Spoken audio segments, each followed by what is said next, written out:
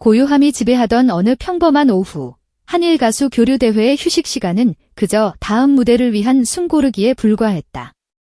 스태프들은 분주히 케이블을 정리하고 심사위원들은 냉수 한 잔으로 목을 축이며 잠깐의 평화를 만끽하고 있었다. 바로 그 순간 예정된 모든 큐시트와 시나리오를 찢어버리는 작은 균열이 시작되었다. 누구도 예상치 못했던 그러나 역사가 될 운명을 지닌 한 소녀의 발걸음이 무대를 향하고 있었다. 흰 오픈 블라우스 위에 하늘색 니트 베스트를 입은 자그마한 소녀, 비넷. 그녀의 손에는 마이크도, 귀에는 인이어 헤드셋도 없었다. 마치 무대 장치의 일부인 양 조용히 걸어가는 그녀를 제지하는 사람은 아무도 없었다. 스태프들조차 순간 넋을 잃고 그녀가 어디로 향하는지 지켜볼 뿐이었다. 그녀의 목적지는 무대 왼편에 덩그러니 놓여있던 하우스 피아노였다. 차세대 발라디바, 라이브 괴물이라는 수식어가 따라다녔지만 아직 대중의 뇌리에 깊이 각인되지 않았던 10대 소녀. 그녀는 마치 오랫동안 비워둔 자신의 왕좌에 앉는 여왕처럼 자연스럽게 피아노 벤치에 앉았다.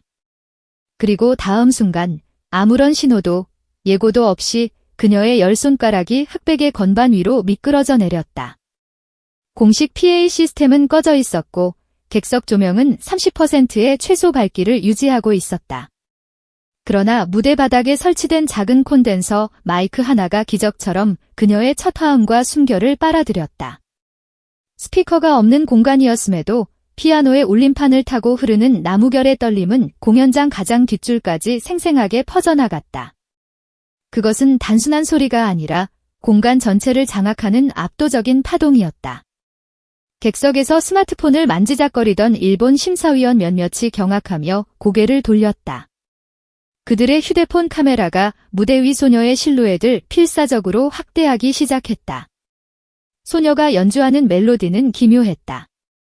어디선가 들어본 듯한 기시감과 생전 처음 느껴보는 낯설미 위험하게 뒤섞여 있었다. 화려한 기교 대신 깊고 긴 호흡의 루바토, 서정적인 왼손 보이싱이 페달의 울림과 함께 객석을 신비로운 감정의 심해로 끌고 들어갔다. 전설을 깨운 10분, 무대 위에서 벌어진 세기의 선언. 연주가 시작된 지 이 부녀가 흘렀을 때 객석의 일부 음악 전문가들은 숨을 삼켰다. 이 화성 진행, 이 서정성은 바로 원로 작곡가 윤명순이 1970년대에 미완으로 남겨두었던 비운의 미발매 가곡 스케치와 정확히 겹쳤기 때문이다. 하지만 경악은 거기서 끝나지 않았다. 빈에서는 그 미완의 스케치 위에 누구도 상상하지 못했던 새로운 멜로디 라인을 즉흥적으로 덧붙여 원곡이 끝내 잊지 못했던 감정의 봉합선을 완벽하게 이어주고 있었다. 바로 그 순간이었다. 일본 음악 평론계의 거장 리오라 고로 심사위원이 자리에서 벌떡 일어났다. 지루한 중간 지점에서 빛나는 디테일을 찾아내는 노장시라는 별명을 가진 그가 수첩을 꺼내 미친 듯이 무언가를 휘갈겨 쓰기 시작했다. 옆자리의 통역사가 선생님, 무슨 일이십니까? 라고 묻자 그는 흥분을 감추지 못하고 외쳤다. 통역사가 고개를 끄덕이자 공연장은 보이지 않는 전율로 들끓기 시작했다. 스태프들이 인터컴으로 이 돌발 상황을 방송에 내보내야 할지 허둥대는 사이 이미 현장의 관객들이 찍은 영상이 SNS를 통해 실시간으로 퍼져나가며 거대한 파도를 만들고 있었다. 연주는 10분간 계속되었다. 악보를 새로 쓰는 듯한 단단한 터치, 악구가 거듭될수록 미묘하게 변주되는 템포. 이것은 단순한 커버가 아니라 잠들어 있던 영혼을 깨워 새로운 생명을 불어넣는 창조의 행위였다.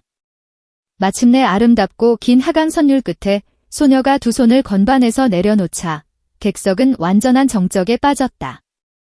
10초간의 침묵. 그것은 단순한 침묵이 아니라 거대한 감동이 압축된 진공의 시간이었다. 마침내 무대 감독이 손을 들자 약속이라도 한 듯 폭발적인 환호와 박수가 터져나왔다. 그때 또 다른 기적이 일어났다.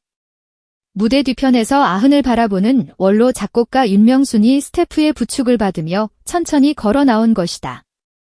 나비 넥타이 차림의 노 작곡가가 무대 위로 올라서자 관객들은 다시 한번 숨을 죽였다.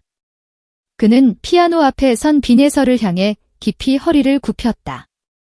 제가 반세기 전 미완으로 남긴 스케치에 새 살과 새 피를 입혀준 그녀에게 깊이 감사드립니다. 방금 들으신 메인 테마는 그녀가 즉흥으로 붙인 것이 맞습니다. 그리고 저는 이 자리에서 선언합니다. 제 음악은 지금 이 순간부터 당신의 것입니다.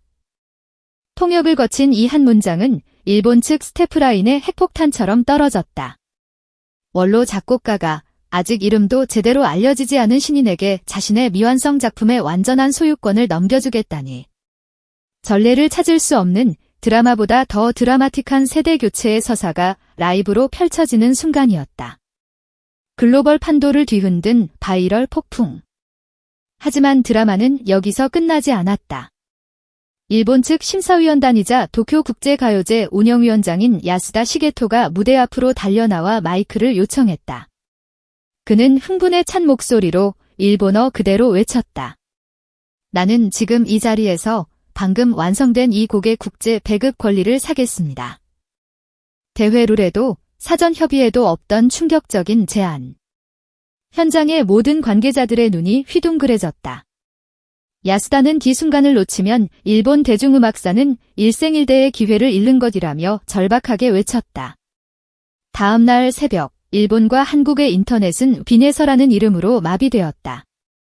니혼 게이자이, 도쿄신문, 후지TV 등 일본 주요 언론은 한국의 10대 무명 가수, 전설의 미발표곡을 무대에서 물려봤다라는 헤드라인을 대서특필했다. 일본 트위터 실시간 검색어 1위는 단연 비네서였다. KBS 월드 유튜브에 업로드된 10분짜리 영상 편집본은 24시간도 채 되지 않아 300만 뷰를 돌파했다. 댓글창에는 노르웨이, 터키, 칠레 등 국적을 가리지 않는 찬사가 쏟아졌다. 언어의 장벽을 넘는 순수한 감동시라는 찬사가 줄을 이었다. 이 모든 광란의 중심에 선 비네서는 정작 어리둥절한 표정이었다. 소속사 직원이 글로벌 기업들의 콜라보 제안 소식을 전하자 그녀는 팬들이 피아노 연주를 듣고 싶다고 해서 했을 뿐인데요 라며 고개를 갸웃했다. 그리고 모두의 예상을 깨고 그녀는 벼락스타의 길 대신 다음 주 예정되어 있던 전라남도의 작은 군청 문화회관 행사를 그대로 진행하기로 결정했다. 이후의 행보는 놀라울 정도로 빠르게 진행됐다. 윤명순 작곡가의 친필 서명이 담긴 작품 증여 공증서가 전달되었고 비네서는 계약 수익의 절반을 음악인재 양성 장학금으로 기부하겠다는 뜻을 밝혔다. 윤명순 작곡가는 전화기 너머로 그 결정이야말로 내가 진짜 작곡가로 가는 첫걸음이구나 라며 나지막이 말했다.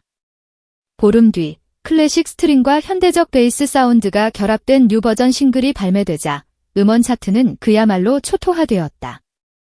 국내 주요 음원 차트 9곳에서 1위를 석권했고 일본 오리콘 데일리 차트 3위, 타이완 KKBOX 재즈 크로스오버 차트 1위를 동시에 기록했다. 평론가들은 장르와 국적의 경계가 스트리밍 알고리즘보다 허약하다는 것을 증명한 첫사례라며 혀를 내둘렀다. 사람들은 그녀에게 천재라는 왕관을 씌우려 한다. 하지만 비네서는 오늘도 새벽 4시 반에 일어나 아르페지오 스케일로 손을 풀며 담담히 말한다. 천재라는 단어는 제 몫이 아니에요.